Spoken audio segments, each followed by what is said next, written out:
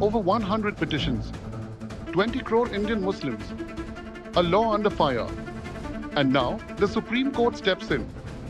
The Waqf Amendment Act 2025 is facing the heat and the nation is watching. I'm Ajit Srivastav, breaking this down in just 2 minutes. Let's get started.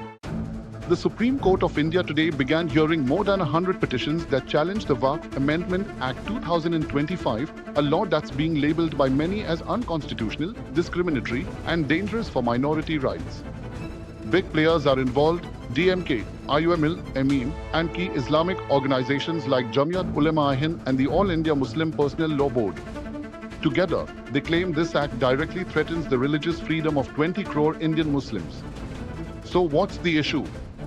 First, the act now says only Muslims who have practiced Islam for at least 5 years can create a Waqf.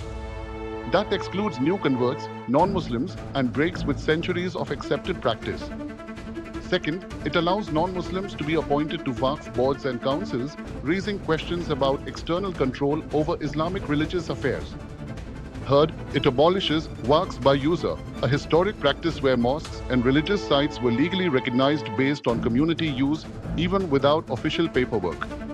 Petitioners argue this is a direct hit to Articles 14, 15, 25, and 26 of the Constitution, rights that guarantee equality, religious freedom, and autonomy in managing religious affairs.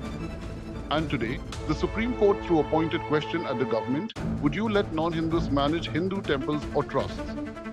If not, why should this be acceptable here?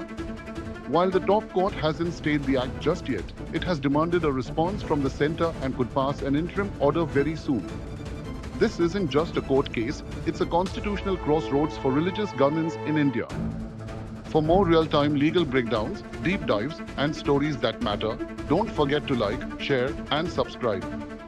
I'm Ajit Srivastav. See you in the next one.